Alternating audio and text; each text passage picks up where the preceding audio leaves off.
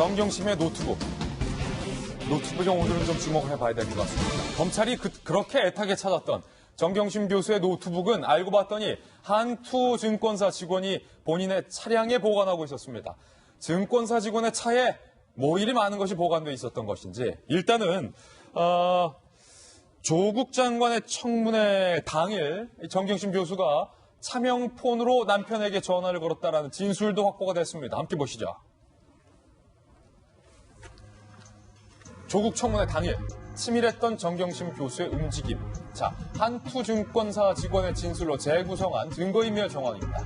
일단은 그날 정경심 교수가 한투증권 김 씨에게 이렇게 지시를 하죠. 야, 누구누구야. 반말했던 모양이에요. 지금 바로 내 노트북 가지고 호텔로 와. 자, 정 교수의 지시를 받아든 증권사 직원 김 씨는요, 여의도 국회 앞 켄싱턴 호텔로 이동을 했다. 이 김 씨의 진술과 구체적 장소가 상당히 구체적이고 디테일합니다. 켄싱턴 호텔로 이동을 해서 본인의 차량에 보관하고 있었던 정 교수의 노트북을 주인에게 전달해줬다는 겁니다. 근데 그날은요, 조국 장관의 청문회 당일 오전이었습니다. 이후 조국과 대응 방안을 논의했다. 정경심 교수가 노트북을 열어서 뭔가 파일을 확인한 뒤 청문회 준비 중이던 남편과 통화를 했는데요. 그 내용을 바로 앞에서 한 두 직원이 들었다는 겁니다. 정경심 교수가 남편에게 위조된 것이 맞다. 딸의 동양대 총장 표창장이 위조된 것이 맞다라고 본인이 얘기를 했다는 거예요. 조교가 나 몰래 한 것 같다. 이런 얘기를 했어요. 그리고 위조된 사실이 맞으니 수긍하라. 오히려 정경심 교수가 남편 조국 장관에게 딸 표창장의 위조를 수긍하라라고 설득을 하고 있어요. 내가 다 안고 가겠다. 내가 긴급 체포될 수도 있다. 라는 이야기까지. 정 교수가 본인의 긴급 체포 가능성까지 남편에게 이야기를 했다는 겁니다.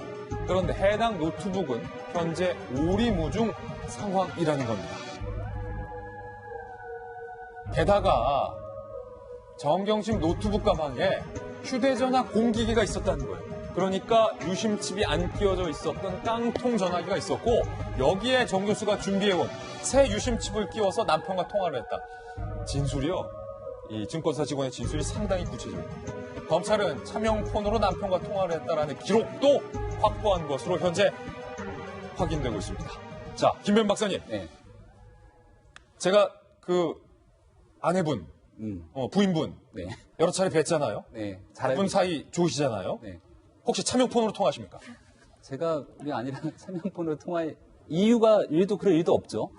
혹은 공기계를 좀 갖고 다니십니까? 전혀 공기를 갖고 다니지도 않습니다. 새 유심칩을 갖고 다니십니까? 그렇지도 않죠. 뭐 유심칩이 요즘은 선불폰 등으로 해서 쉽게 구매할 수는 있습니다만은 제가 만약에 공기계를 갖고 새로운 유심칩을 꺼서 누군가에게 차명으로 전화를 하겠다면 제 휴대폰을 언제든지 볼 수 있는 안대를 피해서 다른 여성에게 전화를 할 때 그럴 개연성이 있을지는 모르겠으나 네. 제가 뭐 그럴 사람도 아니고요. 그러면 이 두 분은 왜 네.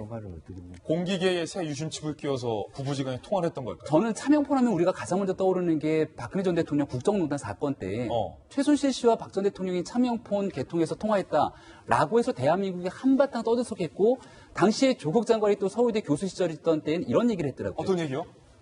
1심 2채의 공범이다. 지금 즉시 특검은 두 사람 간에 무슨 통화 내용이 있었는지를 수사하라. 예. 라고 당시에 조국 서울대 교수께서 이런 얘기를 했습니다. 그러니까 우리가 바라보건대 여기에 대해서 차명폰으로 통화를 한다는 것은 무언가 기록을 남기지 않기 위해서라는 거였고 예. 저는 굉장히 놀라웠던 게 9월 6일 국회 청문회가 열리고 있는데요. 켄싱턴 호텔은 여의도를 아는 사람이면 누구나 알 겁니다. 예. 국회에 걸어서 지근거리로 바로 갈 수 있는 그 공간에 정경심 교수가 있었다는 것인데 왜 켄싱턴 호텔에 자리를 잡고 있었을까?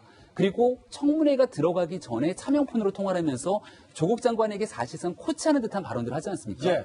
근데 나왔던 얘기에 따르면 두 가지가 굉장히 놀라운데 첫 번째는 여기에 대해서 위조된 것을 확인하면서 조국 장관에게 사실을 얘기하라고 했는데 조국 장관은 이 사실상 한투 직원의 말이 사실이면 전 국민 앞에서 거짓말하는 셈이 되거든요. 전 국민 앞에서 청문회 당일 오전에는 적어도 네. 아내로부터 딸의 표창장이 위조됐다는 얘기를 들었다는 거니까. 그러니까 이 통화가 왜 중요하냐면 예. 9월 6일 청문회의 핵심은 누가 뭐래도 동양대 표창장이었습니다. 예. 당시 더불어민주당의 김종민 의원, 표창원 의원, 그리고 박주민 의원 모두가 나서서 사실은 조국 장관의 비호하는 청문회 과정들을 연출한 것이 아닌가 많은 국민들이 보았는데요. 그중에서도 동양대 표창장이 위조된 것이 사실이면은 어떻게 할 겁니까? 사퇴하실 거죠? 등에 예. 대해서 여당의 핵심 의원들이 또 묻지 않았습니까? 근데 이런 통화 과정에도 불구하고 조국 장관이 그렇게 갔다면 모종의 무슨 이유 때문에 이렇게 갔는지에 대한 해명도 좀 있어야 될 것 같고. 만약에 이 한투증권 직원대로라면 예. 조국 장관이 여당 국회의원들까지 다 속인 거네요. 만약 이 내용 그대로 그게 위조된 게 맞는데요. 제 아내가 실제 한 것이 맞습니다라고 했으면 청문회 당일에 과연 여론이 어떻게 변했을까요? 그리고 그때 그로부터 금요일이었고 그 다음 월요일에 대통령이 임명을 하게 되는데 표창장이 위조된 것이 사실이라는 내용을 바탕으로 문재인 대통령이 조국 장관을 임명할 수 있겠는가라는 생각이 드는 대목이어서 이 내용에 대한 분명한 사실관계 확인들도 한 번 더 짚어볼 대목이라고 봅니다. 자, 변한봉 변호사님, 지금 검찰이 차명폰으로 통화한 내역까지 지금 기록까지 확인했다는 건데 조국 장관이 그랬잖아요. 박근혜 전 대통령과 최순실 사이에 통화 내역을 대해서 수사를 하라. 지금 검찰이 변한봉 변호사님, 정경심 교수가 썼다는 그 차명 핸드폰 네, 통화 내역 수사할 수 있는 겁니까?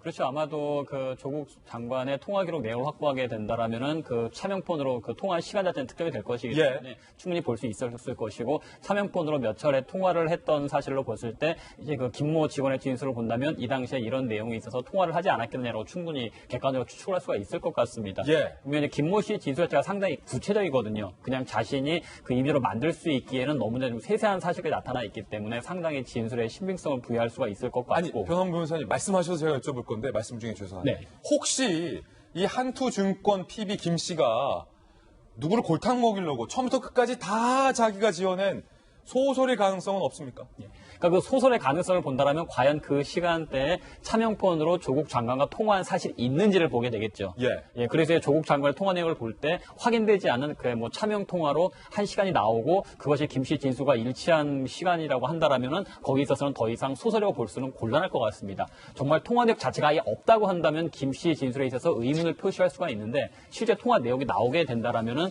이게 좀 전혀 그럴 의미는 없겠죠. 그리고 두 번째로 김 씨가 그러면 왜 소설을 쓰느냐에 대한 이유가 설명이 돼야 되거든요. 예. 김 씨가 그냥 아무런 이유 없이 그렇게 허위에 진술할 이유는 없기 때문에 그 동기도 살펴볼 수밖에 없는데 특별히 김 씨가 허위에 진술할 동기가 없다라고 하고 조국 장관의 통화 내용이 있다고 한다면 객관적으로 봤을 때 이러한 진술 자체의 신빙성을 높게 볼 수밖에는 없겠죠. 자, 그렇다면